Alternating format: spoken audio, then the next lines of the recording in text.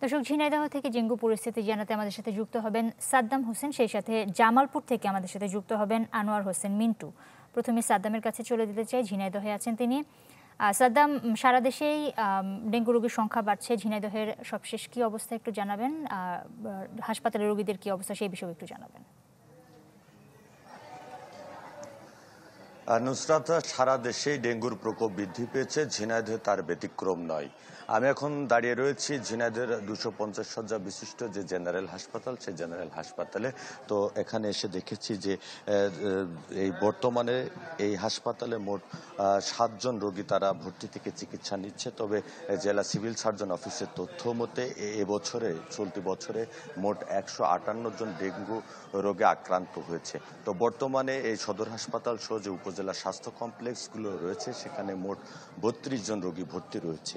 তো গত সপ্তাহে কিন্তু কালীগঞ্জ উপজেলা স্বাস্থ্য কমপ্লেক্সে ডেঙ্গু আক্রান্ত হয়ে একজনের মৃত্যু হয়েছে। তো আসলে যে ডেঙ্গু নিধনের বিষয়ে কিন্তু এখন পর্যন্ত এই জেলা প্রশাসনের পক্ষ থেকে কার্যত কোনো ব্যবস্থা গ্রহণ করতে দেখা যায়নি। তো আসলে যে উপজেলা বা যে ইউনিয়ন পর্যায়ে রয়েছে, গ্রাম অঞ্চলের মানুষ কিন্তু এই ডেঙ্গুতে বেশি আক্রান্ত হচ্ছে। তো আসলে যারা সচেতন মহল রয়েছে তারা বলছেন যে গত বছর যে ডেঙ্গু প্রতিরোধে যে ব্যবস্থা নেওয়া হয়েছিল এবছর কিন্তু সেটি নেওয়া হয়নি। তবে এগুলো যেন দ্রুত ব্যবস্থা নেওয়া হয়। আর চিকিৎসকরা বলছেন যে ঘন ঘন বৃষ্টির ফলে যে জলাবদ্ধতার কারণে ডেঙ্গুর প্রকোপ বৃদ্ধি পাচ্ছে, তাই সকলকে সচেতন হওয়ার আহ্বান জানিয়েছেন চিকিৎসকরা। তো নুসরাত, এই ছিল ঝিনাইদহের ডেঙ্গুর সর্বশেষ পরিস্থিতি। ঝিনাইদহের খবর আমরা জানছিলাম, এবার জামালপুরে চলে যেতে চাই আনোয়ার হোসেন মিন্টুর কাছে। আনোয়ার, ঝিনাইদহের খবর জানছিলাম, জামালপুরের কি অবস্থা ডেঙ্গু পরিস্থিতি সেটা একটু জানাবেন, এবং ডেঙ্গু পরিস্থিতি নিয়ন্ত্রণে কি ধরনের ব্যবস্থা নেওয়া হচ্ছে সেই বিষয়ে একটু জানাবেন।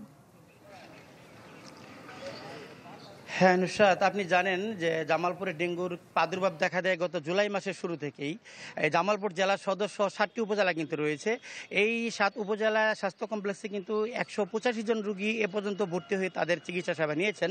তার মধ্যে সুস্থ হয়ে বাসায় ফিরেছেন 139 জন, আর বর্তমানে হাসপাতালে ভর্তি রয়েছেন 46 জন রোগী।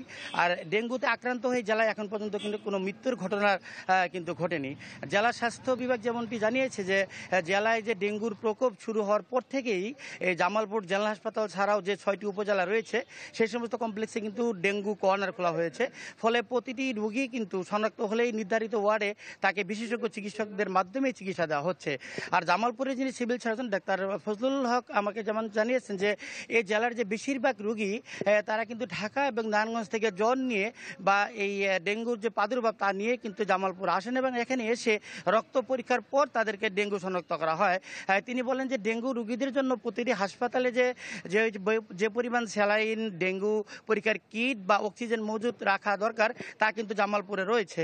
তবে আশঙ্কার বিষয়টি হচ্ছে যে ডেঙ্গু রোগীদের যে প্লাটিলেট যে কোনো ব্যবস্থা এই জেলার কোনো হাসপাতালে কিন্তু নেই। তাই রোগীর প্লাটিলেট কমে গেলে উন্নত চিকিৎসার জন্য কিন্তু ময়মনসিংহ বা ঢাকা মেডিকেল কলেজ হাসপাতালে কিন্তু রেফার করা হয়। এতে করে ডেঙ্গু আক্রান্ত গরিব রোগীরা কিন্তু অর্থনৈতিক সংকট সহ নানা ভোগান্তির শিকার হতে হয়। আমি এখন আছি জামালপুর জেলা হাসপাতালের সামনে। এই হাসপাতালেও কিন্তু এখন 24 জন রোগী কিন্তু ভর্তি আছে। আর এদিকে জেলার বিভিন্ন এলাকায় ডেঙ্গু শনাক্ত হলেও কিন্তু উপজেলা প্রশাসন বা পৌরসভা বা জেলা প্রশাসন কোনো ব্যবস্থা নেয়নি। নুসরাত। আনোয়ার হোসেন, অনেক ধন্যবাদ আপনাকে। দর্শক, ঝিনাইদহ এবং জামালপুর থেকে ডেঙ্গু পরিস্থিতির অবস্থা জানাচ্ছিলেন আমাদের সহকর্মীরা।